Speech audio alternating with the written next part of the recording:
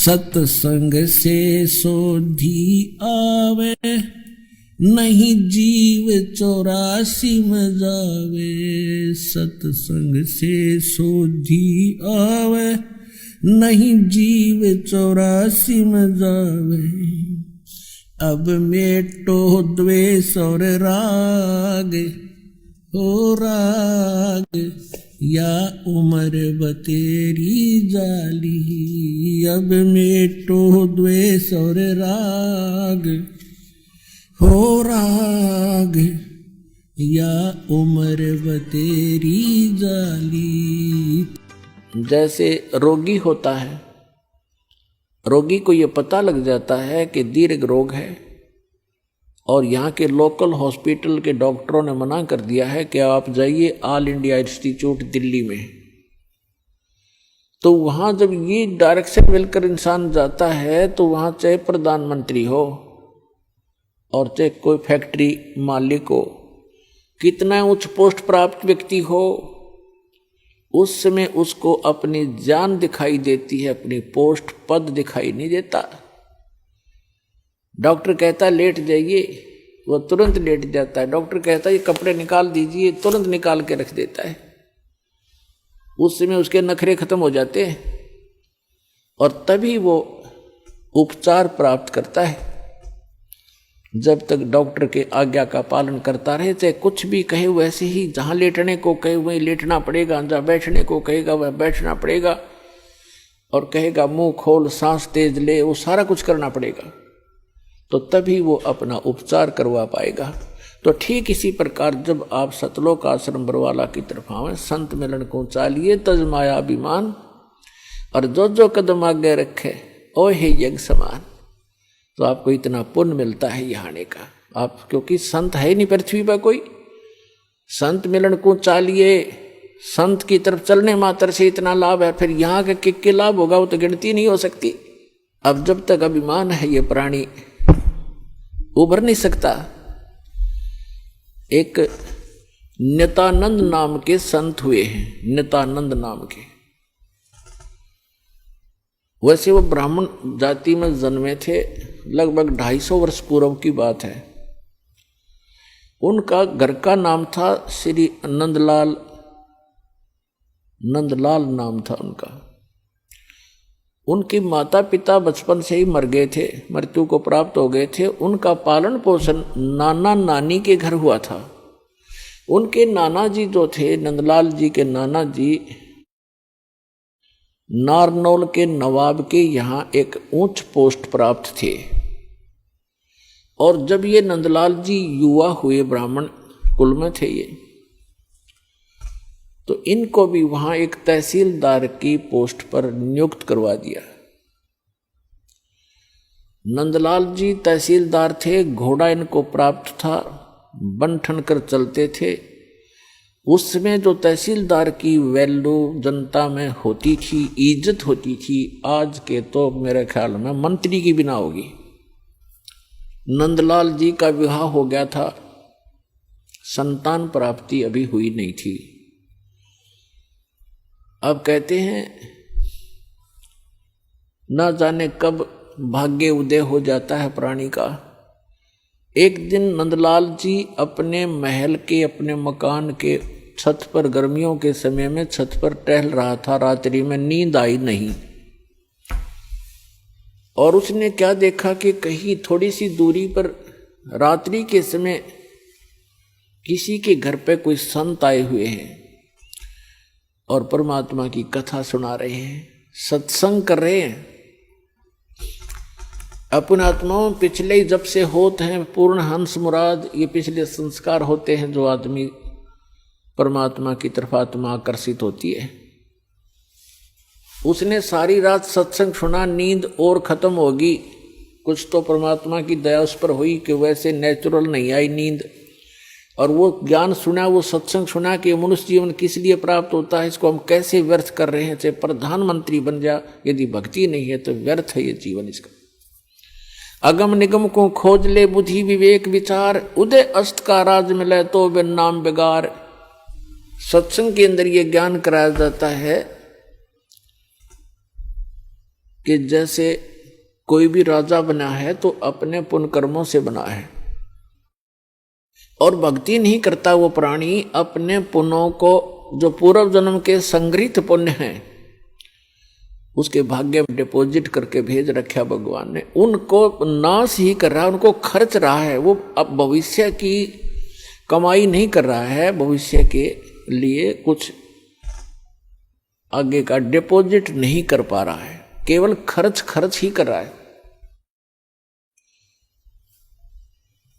परमात्मा क्या बताते हैं? अगम निगम को खोज ले बुद्धि विवेक विचार, उदय अस्त का राज मिले तो बिन नाम बेगार। पुराने समय की बात है, अब बातें याद आती वो पिछली कथाएं।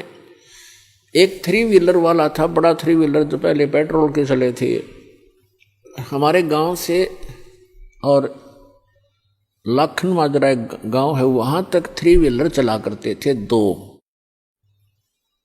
उनमें से एक नहीं आया। एक दिन दूसरे ने पूछा कि कल क्या कारण हुआ, पहुंचे नहीं। तो उस 3 व्हीलर वाले ने बताया कि कल मैं बेगार में फंस गया था।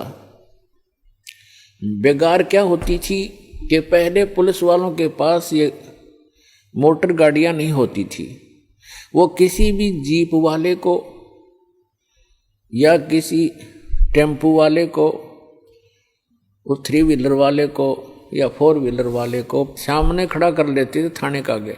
कहीं रेड मारनी हो, किसी प्रकार की कोई भी उन्होंने कहीं जाना होता था क्षेत्र में, तो उन्होंने पकड़ लिया पुलिस वालों ने, और सारा दिन उसको टिकन नहीं दिया। को 20 गांवों के अंदर पहुंचे, इधर उधर गए, और तेल भी उस 3 व्हीलर वाले ने अपने पल्ले से डलवाया, अपनी जेब से।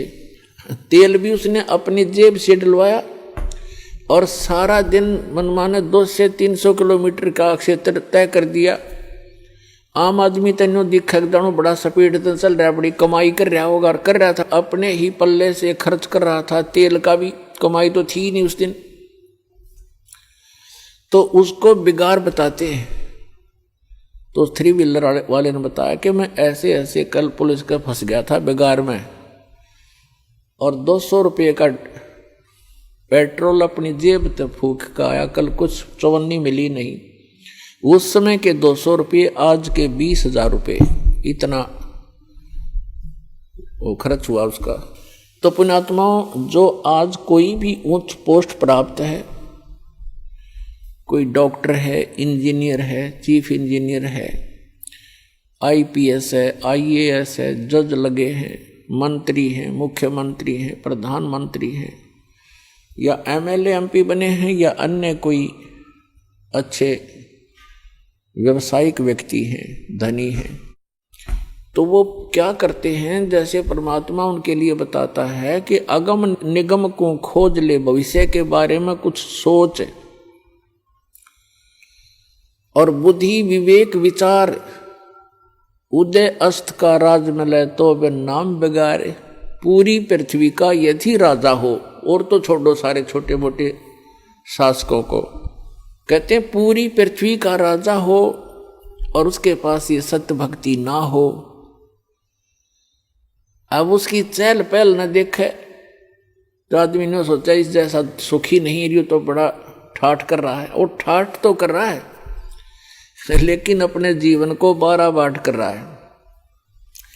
पिछले जन्म के पुण्यों को अपने ही पल्ले से खर्च कर रहा हो चक्रवर्ती राजा बनकर, और भविष्य की कमाई उसकी बन नहीं रही, क्योंकि वो बेगार कर रहा है। बेगार तो बेगार वाले की इनकम नहीं होती, पर स्पीड पूरी होती है। राजा का पूछकर एक छोटी सी स्टेट के चीफ मिनिस्टर का शेड्यूल पूछ लो, जिनका कितना का होता है। 6 तो मीटिंग अटेंड करेगा, फिर कोई MLA भागने को हो रहा है, उसकी चिंता में, टेंशन में फोन पर फोन करेगा, और फिर इसी व्यवस्था में पूर्व जन्म के पुण्यों को नाश करके और हाथ झाड़ कर चला जाता है। परमात्मा बताते हैं कि क्या मांगू कुछ थिर ना रहाई, और देखत नैन चला जग जाई, एक लख पूत सवा लख नाती, उस रावण के दीवान बाती। और कहते हैं कहे कबीर अंत की बारी, जैसे हाथ झाड़ कर चला जुआरी। ये प्राणी ऐसे जाता है जो सतभक्ति नहीं करता, केवल इस राजपाट या इस संसार के झूठे ठाठ को ही संग्रहित करने में लगा रहता है। जैसे जुए में हारा हुआ जुआरी हाथ मसलता जाता है, खाली हाथ जाता है, रोता पीटता जाता है। तो परमात्मा कहते हैं कहे कबीर अंत की बारी, जैसे हाथ झाड़ कर चला जुआरी। ऐसे जाओगे सतभक्ति नहीं करते तो। अब नित्यानंद जी अपने मकान की छत के ऊपर ये सब ज्ञान सुनकर विचलित हो गया, इतना प्रभावित हो गया, तड़फ उठी आत्मा कि क्या कर रहा हूं मैं, और करना क्या चाहिए था। कुछ ब्राह्मण घर में जन्म, ब्राह्मण लोग परमात्मा को अवश्य याद करते थे, चाहे गीता के माध्यम से, चाहे श्री कृष्ण जी के रूप में। लेकिन पोस्ट प्राप्त होने के बाद इस जीव में अभिमान हो जाता है। आज से लगभग 250 वर्ष पहले ब्राह्मणों की एक बहुत विशेष रिस्पेक्ट होती थी समाज के अंदर, और ये सर्वोच्च कास्ट मानी जाती थी। इस कारण से भी अभिमान एक ब्राह्मण के घर जन्मे व्यक्ति में स्वाभाविक हो जाता था कि मैं ब्राह्मण घर में जन्मा हूं, ब्राह्मण कुल में जन्मे। दूसरे फिर वो तहसीलदार की पोस्ट। अब ये दो जबरदस्त बाधा उसके साथ अड़गी।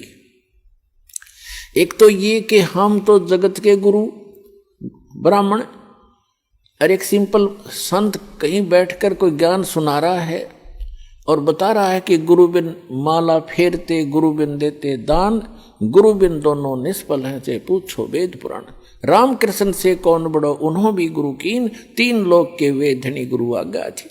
उधर से ये बातें कसोट रही उसको कि गुरु के बिना बात नहीं बने, और उधर से वो कह रहा कि मैं तहसीलदार और ब्राह्मण, और कैसे जाके एक संत के सामने, सिंपल मैन के सामने अपना शीश नवाऊं, जाके कैसे नतमस्तक होऊंगा, नहीं जाऊंगा। फिर वो बातें याद आती है कि कबीर हरि के नाम बिना ये राजा रसब हो, माटी लदे कुमार के और घास ना नीरे कोई।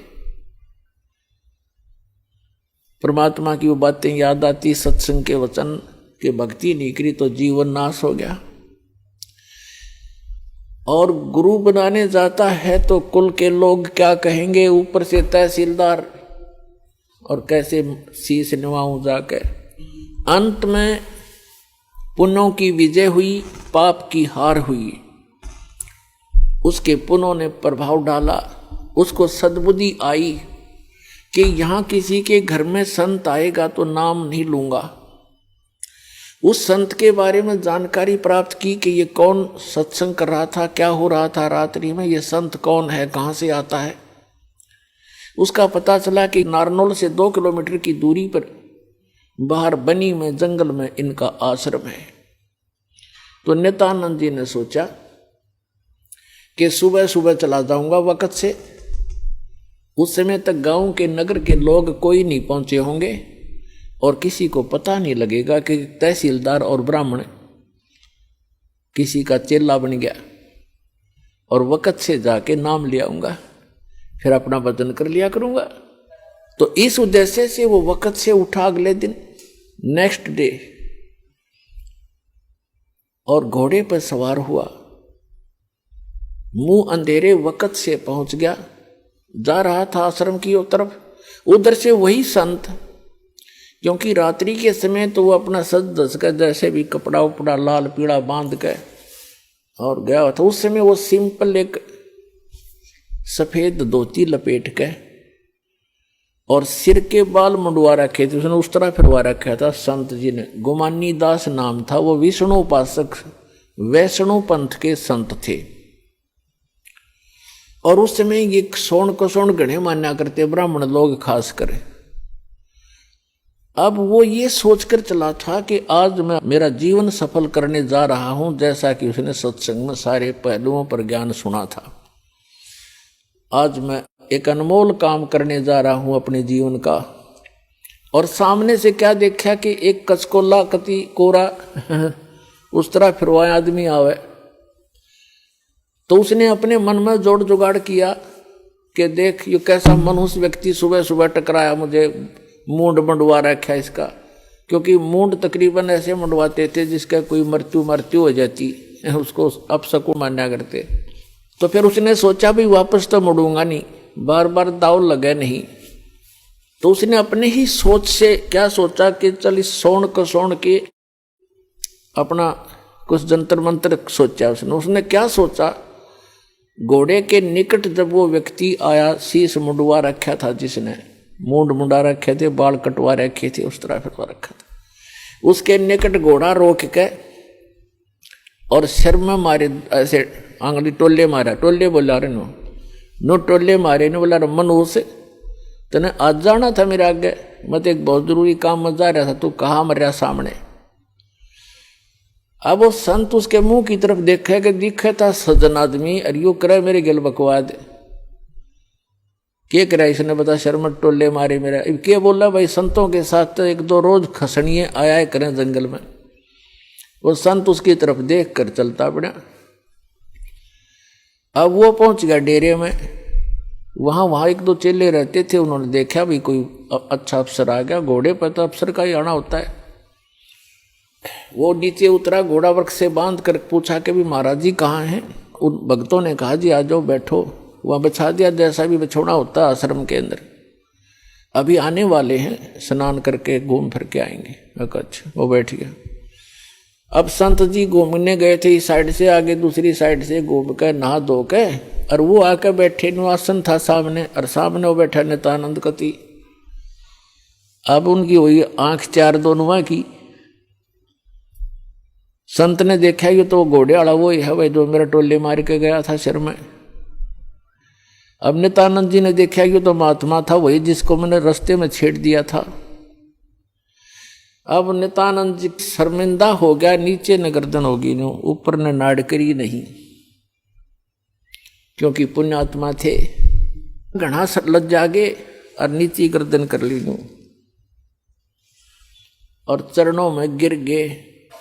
तो संत जी कहने लगे कि भाई देखो बच्चों, यदि कोई कुम्हार से गढ़ा लेने जाता है मटका, तो उसको ऐसे टोले मार मार देखता है खरा है खोटा। तो भाई तुमने गुरुजी को टोले मार के परख लिया, कोई बुरी बात नहीं बेटा, ये सही बात है कि नहीं बाजता। इतना सुन के और चरणों में बुरी तरह गिर गया, क्योंकि उसकी मरोड़ निकालनी थी, उसका ऐम खत्म करना था परमात्मा ने। और करबद्ध होकर कहने लगा, हे मालिक मैं बहुत नीच आत्मा हूं, और आप सचमुच संत हो, मैंने आपके साथ इतना अभद्र व्यवहार किया, आपने फिर भी मुझे सीने से लगा लिया। अब नित्यानंद जी के और हृदय में यह बात गहरी उतर गई कि भी सचमुच संत है, नहीं तो धमका देता, भगा देता, और नाम भी देता तो हृदय से ना देता तो मेरे आना भी विफल होता। तो संत ने कोई दुख नहीं माना, कोई बात नहीं बेटा, आपका उद्देश्य गलत नहीं था, मैं समझ गया था। जब तुझे यहाँ देखा तो मुझे आइडिया लगा लिया ये आदमी नेक है, ये कह ये रहा था कि मैं जा रहा हूँ शुभ काम के लिए, तू आगे काम मर गया। तो उससे भी उसने आइडिया लगा लिया कि आदमी खास है और प्यासा है भगवान का। तो नित्यानंद जी ने दीक्षा ले ली, और दीक्षा लेकर के फिर उसकी पत्नी ने विरोध शुरू कर दिया, इतना विरोध कर दिया कि उसको ये डर हो जाता है इन बहनों को अज्ञान के कारण कि कहीं ये घर ना छोड़ दे। लेकिन साधु संत जो होते हैं वो घर छोड़ने की नहीं कहते, और जो बुराई छोड़ कर भक्ति करने को कहते हैं। लेकिन उसको जैसे भी आसपास की औरतों ने भी पट्टी पढ़ा दी, ये तो बाबा बनेगा, ये तो घर छोड़ देगा, इतनी भक्ति करता है, रोज आश्रम में जाने लग गया। तो उसने उसके गुरुजी को भी अभद्र व्यवहार कर दिया उसकी पत्नी ने। तो उसने नित्यानंद जी ने देख लिया एक दिन, तो उसने प्रार्थना करी, परमात्मा या तो ये मार्ग नहीं याद दिलाना था ठीक से, अपने डले ढो रहा था कर्म फोड़ रहा था फोड़ लेता। और हे परमात्मा भी अब बाधा बन के खड़ी होगी, या तो इसने सद्बुद्धि दो ना इसकी माटी सुंगवा लो परमात्मा, या तो इसको सद्बुद्धि दो कि ये भी मेरा साथ दे, भक्ति करे, अपना कल्याण करवा ले, और नहीं तो दाता इसने वापस ले लो, तेरी आत्मा ने, मुझे जरूरत नहीं संसार की।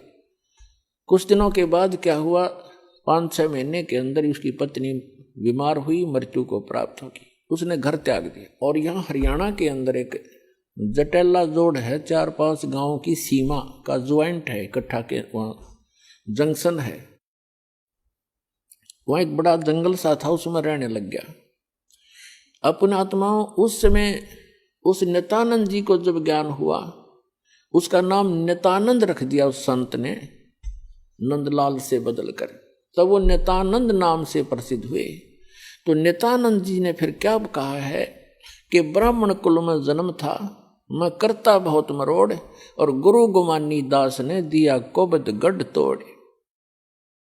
कि मैं ब्राह्मण कुल में जन्म होने के कारण गणाभिमानी आदमी था, और गुरु गुमानी दास ने, उनके गुमानी दास नाम थे गुरु जी का, कि गुरु गुमानी दास ने यो दिया कोबद गढ़ तोड़। ये कोबद का किला था, मान बढ़ाई अहंकार, और जब तक इसका नाश नहीं होगा इतना भगवान मिला नहीं।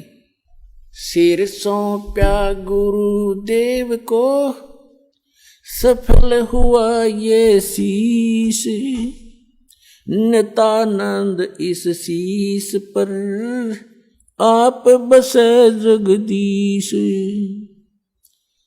अब क्या बताते हैं, नित्यानंद जी कहते हैं सिर सौंपया गुरुदेव को और सफल हुआ ये शीश, नित्यानंद इस शीश पर आप बसे जगदीश। अब सिर कैसे सौंपना होता है कि गुरु जी की आज्ञा का पालन करें। आप गुरु पद पर जो होते हैं उनको पता होता है, परमात्मा कहते हैं बहुत प्यारा बालक माँ का, माता को अपना बच्चा बेटा या बेटी बहुत प्रिय होती है। कहावत है कि पिता से 100 गुना प्रिय ममता अपने बालक में माता को होती है, और माता से भी 100 गुना ममता प्रिय गुरु को अपना शिष्य या शिष्या होती है। तो अंदाजा लगा लेना कि गुरु जी आपके कितने हितैषी होते हैं। तो गुरु जी की आज्ञा का पालन करें। पहली भक्ति मार्ग का प्रथम एक ये मंत्र नोट कर ले, भाई जो गुरु बचन पे डट गे रकट गे फंद 84 के। भाई जो गुरु बचन पे डट गे कट गे फंद 84 के, कट गे फंद 84 के, रकट गे फंद 84 के। भाई जो गुरु बचन पे डट गे रकट गे, वस्तु मिली ठोर की ठोड़, मिट गी मन पापी की दौड़। वस्तु मिली ठोर की ठोड़, मिट गी मन पापी की दौड़। भरम मिटे मथुरा काशी के, भरम मिटे मथुरा काशी के। भाई जो गुरु बचन पे डट गे, कट गे फंद 84 के, कट गे फंद 84 के, रकट गे। ये एक कवि का बनाया हुआ गान है। इसमें भी बहुत प्रेरणा है कि जो गुरु जी के वचन पर स्थिर हो जाते हैं, गुरु जी की आज्ञा का पालन करते हैं, उनके ये 84 लाख योनियों में दुख पाने के ये संकट समाप्त हो जाते हैं।